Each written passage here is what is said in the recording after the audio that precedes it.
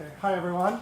I've never been accused of having a small voice, so I won't use the microphone. So today I want to talk to you about assessment in my course. It's a Common Core course called Simplifying Complexity.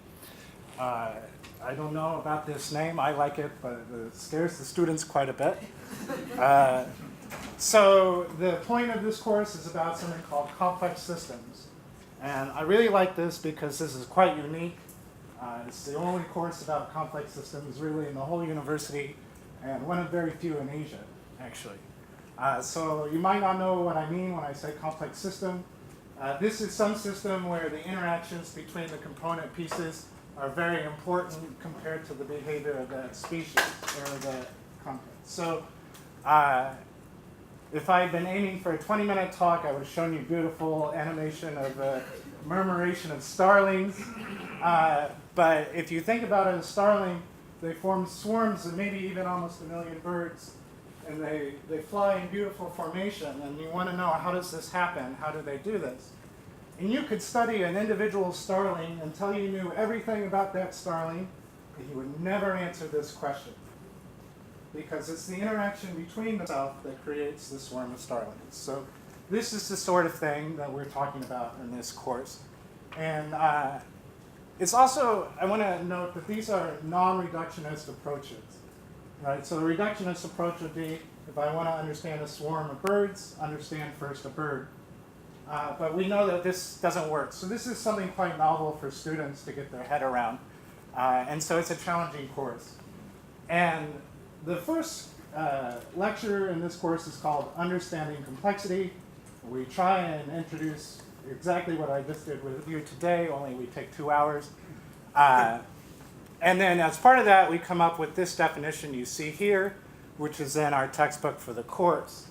And I don't really like this definition, actually, but I use it because there's not a definition I particularly like more. And definitions are often hard. Rick failed to define authentic assessment. He put in authentic assessment smells like this, quacks like this, looks like this, but he didn't tell me what it was. And this is the same definition I have here, a complex system. Looks like this, quacks like this, smells like this. All right, so here are the course learning outcomes. And this assessment I want to talk about today focuses on the first one. The students want to be able to identify complexity or a complex system in our global society. We put biology and physics there because I'm a physicist by training, and I developed this course with a biologist. But really, there's no reason for us to limit ourselves to that. And identify should be a pretty low-level bar, except for the fact that the definition is this smells like a duck, quacks like a duck thing. So there's nuance to that. So how do really the question is, what is a complex system? So as a physicist, I believe in continuous assessment. We always have a weekly homework assignment. So this is from a continuous assessment component, and it's a multiple choice question. You probably can't read it in this room, but this one says, below are 5 explanations given to the question. Is a smartphone an example of complexity? Choose which explanation is the best. And the answer is no. A smartphone is not a complex system. And the choices here, the right answer is the smartphone is built on reductionism. Its construction is complicated, but all of its behavior can be broken down to the behavior of its constituent parts. All right, so that's the right answer. And then the most popular answer, only 42% of the students this year got this one right, says each new model of smartphone causes new adaptations in human behavior, and in turn these lead to new innovations in smartphone technology. Some unplanned properties of communication and information are emerging out of this interaction without central planning or control. This is a description of a complex system, the most popular answer.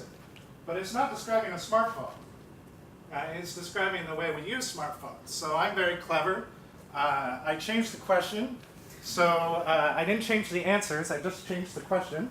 And I said, is the rapid growth in the use of smartphones among humans an example of complexity? and now that becomes the right answer. And 80% of the students get it right. Now, honestly, I have two choices here, right? Either I think this cohort is smart and this one is not, or this assessment is not authentic, right? So there's something else being assessed here besides my learning outcome, because I can phrase the same question two different ways, and I get success or failure. All right, so this is a problem with asking quiz questions, and I'm quite naive when I set these. I think I'm asking the same thing two different ways, but somehow, in terms of the students, I'm asking two very different things. And one reason I know the performance was on this is students tell me, I learned how to take an exam, and they told me to never say no, right? Is this an example of complexity? They told me the answer is never no. All right? Well, no one ever told me that, right? So I fell into that trap, right? I like what Rick said, that students come in with strategies for assessment. Although he says they form their strategies, I think in Common Core, we have a lot of first-year students. They're reaching out beyond what they normally do. And they come in with their DSE strategies. And in the Common Core, those strategies are ill-fitted sometimes. And so I want to assess this in some different way that's more authentic. So when I was a first year here at the university, they made me take the CETL Professional Development Program. And Rick comes in and tells me about photo essay. I thought, this is a cool idea. So I decide I'm going to use something like photo essay. So I create this photographic portfolio. I ask the students, go out into town, find a complex system, take photographs of it, and make a poster. All right? So the systems are around us, but the student awareness is limited, maybe. Actually, a student came to me to consult. He said, I'm having a hard time with this project. You know, I'm not very sensitive to this context. And I thought, well, why do you think I assigned this, right? I'm hoping that you will become. So I introduced the assessment on the first day. They've had the understanding complexity lecture. And I asked them to work in pairs. They submit as pairs. Actually, I advise them work individually and then get together with your partner and compare notes. Whose is better? What's good about his? What's good about hers? And then fix up the one you like better, and that's the one you should turn in. So I'm trying to get a lot of those things that look like the list of authentic assessment going on here is sustained, and they have to go out and find some real-world application. And so I hope that they will spend the better part of their semester looking around for complex systems in their daily lives. And I have a good one to show you. Can we dim the lights so that we can see it better? All right. So this one I really liked a lot. These students, they looked at fashion trends. And they connected ideas in our course to how we decide what to wear. And they did this very clever thing where they took photographs of people who are all having the same fashion. And then they left those parts in color. And the parts that are not, they have put in black and white. So these people are wearing the same kind of top. These people are all wearing New Balance. These people are all wearing New Balance. These people have black and white sneakers. This is a cultural fashion choice. I'm sure she could have found Longchamp handbags in Hong Kong. Thanks. And so this is some good work, and I liked this, and yeah, so I'll say it's successful. All right. But overall, I found that this has been a really challenging assessment because the students do not have strategies when they come in to deal with this kind of thing. And they're uncomfortable in that situation. And I find that the assessment requires creative risk-taking, which is not a learning outcome, right? So sometimes where I notice that alignment with the learning outcomes is not on the list of authentic assessment properties. And so this is something that we want in the Common Core in general, but it's something I seem to be marking on this assessment that is not meant to mark. The first year the course ran, I got the most creative work.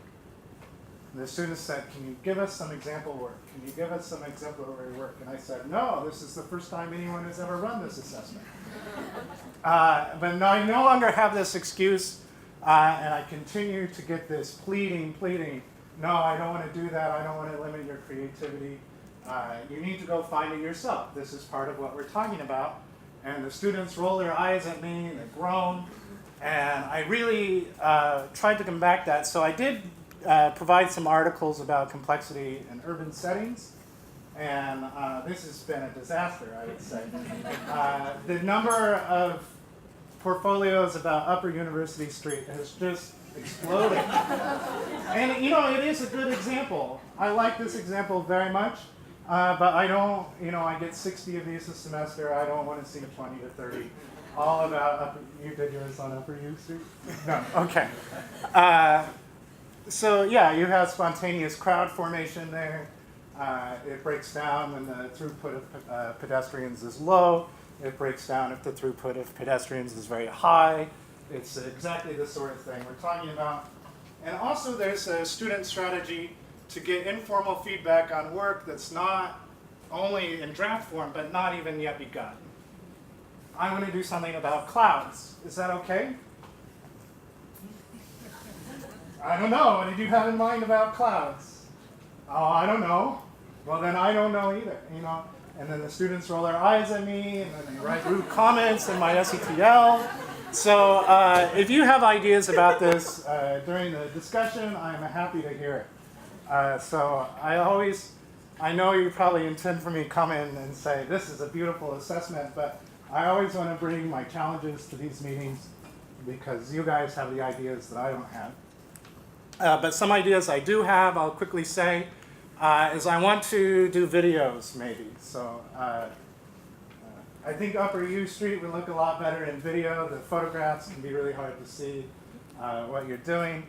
And I think the students are more interested in video now than they were even 5 or 6 years ago. The grading rubric is a constant challenge.